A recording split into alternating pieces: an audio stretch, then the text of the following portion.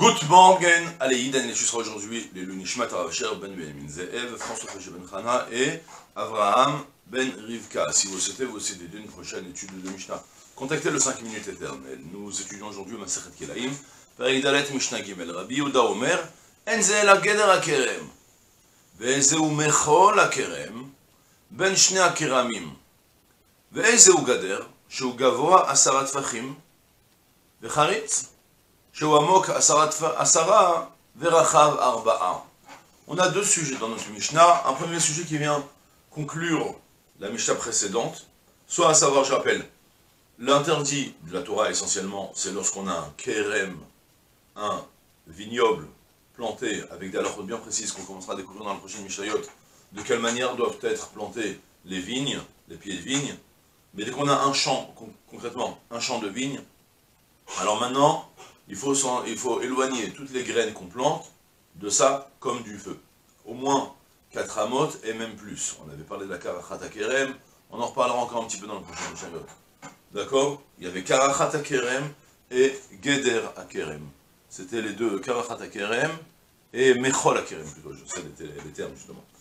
C'est-à-dire, maintenant, lorsqu'on avait vu lorsqu'on est entre deux champs de vignobles, on a un espace vide. Concrètement, on sait que cet espace vide, il est censé, à la longue, être rempli des vignes, parce que c'est l'arbre le plus productif, question matériellement, quoi. L'huile, le vin essentiellement. Donc du coup, on considère l'espace, la surface qu'il y a au milieu, comme quelque chose qui est censé être rempli par de la vigne. Et donc, dans ce cas-là, si tu plantes des graines au milieu, c'est que tu es en train de planter dans un vignoble prochain. D'accord? C'est l'interdit de la karachat hakerem. Machol hakerem, on avait le même principe avec, à présent, lorsque tu as ton vignoble, et tu as plus loin une barrière, alors, dans ce cas-là, il va falloir éloigner beaucoup plus. C'est-à-dire, si tu as une certaine distance qui n'est pas tellement conséquente, c'est sûr qu'à la longue, tu vas exploiter cet espace avec des pieds de vigne. Donc forcément, si tu plantes des graines là-bas, c'est perçu comme si tu plantes des graines dans ton vignoble. D'accord? Et donc on avait des halachot beaucoup plus rigoureuses. Bezrat Hashem, dans les prochaines Mishnayot, on apportera plusieurs précisions très, très importantes pour mieux comprendre un petit peu l'enjeu et les définitions. Mais pour le moment, on va rester dans notre Mishnah avec, on avait vu donc le machol hakerem, donc la ronde, le pourtour du kerem, qui est censé être prochainement, qui est sûr, qui va être rempli prochainement. Donc à cause de ça, il fallait éloigner, combien on avait dit, vous vous rappelez, on avait dit de 12 amas. 4 amas plus 4 amas, et plus une bande de 4 amas pour planter. D'accord? Vient Rabbi Yehuda me dit, non, pas du tout. Si jamais tu as un vignoble ici, et une barrière plus loin, il n'y a pas du tout de machol hakerem. Cet espace-là n'est plus défini comme une partie intégrante du kerem.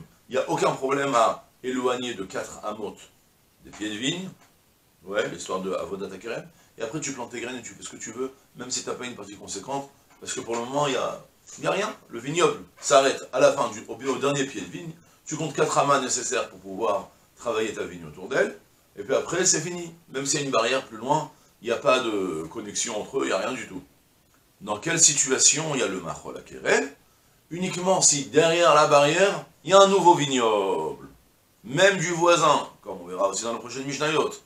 Mais tu as maintenant un vignoble, un deuxième vignoble, ça ressemble beaucoup à karachat hakerem, avec une différence, c'est que c'est un guéder. On voit bien que ça c'est le champ de Réhouven, et ça c'est le champ de Shimon.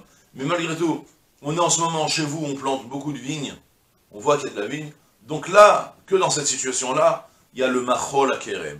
Et là, on va te requérir 12 amas selon Beth Hillel, donc 4 plus sur 4 au milieu, un champ de 4 amas, au moins pour pouvoir planter des graines. Si tu as moins de 4 amas, alors c'est sûr que on voit qu'il y a un vignoble prochain ici. Tu as la vigne qui est là, la vigne qui est là-bas, un espace au milieu, c'est sûr que ça va être rempli. Donc dans ce cas-là, c'est là où on va t'interdire. Mais si jamais derrière la barrière, il n'y a plus rien, alors il n'y a aucune restriction à éloigner de 4 amas, et après, tu fais ce que tu veux, jusqu'au muret. D'accord? C'est ce qu'il nous a dit Rabbi Yehuda. Rabbi Yehuda Omer, Enze la Geder hakerem.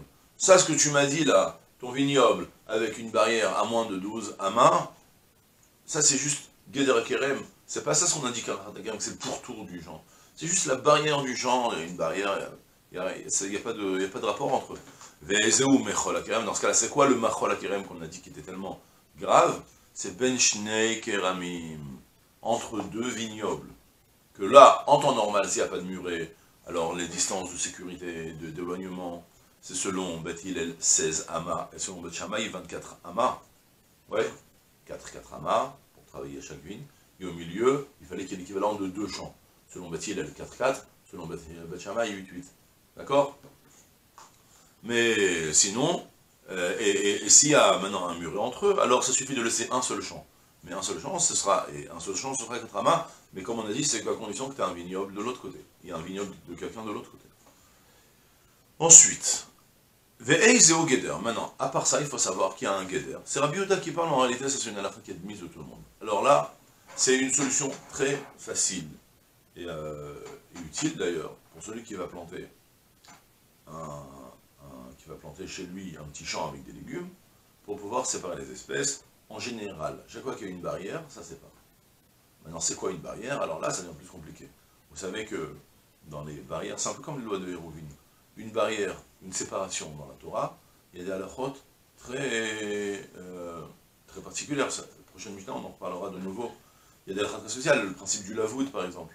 Comme on verra dans la prochaine Mishnah, tu plantes des poteaux à moins de 3 tfachim, à moins de, allez, on va dire, à moins de 24 cm d'espace entre les poteaux, on considère qu'une barrière pleine, même si tu as mis un petit poteau de 1 cm et un espace de 24 cm, tu vois de loin, on voit, c'est tout transparent. Malgré tout, ça s'appelle qu'une barrière. Il y a des halakhot bien spéciales, ça touche comme à Hérouvin. Et pour le moment, on commence avec la première séparation. Une condition nécessaire, Ve'ezeu Mechol Akerem, excusez-moi, Ve'ezeu Geder, qu'est-ce qu'on appelle un Geder? C'est quoi une barrière de séparation entre deux champs? Alors d'abord, il faut qu'il y ait, la condition de base, c'est qu'il y ait Kol Sheu Gavoa Asar Tfachim, qu'il ait une hauteur de 10 téphar. Premièrement, toujours 10 téphar. Après, on apprendra à réduire dans l'épaisseur, mais malgré tout, que la hauteur, elle arrive jusqu'à 10 téphar, et il n'y a pas dans ce cas-là de nécessaire d'épaisseur du mur.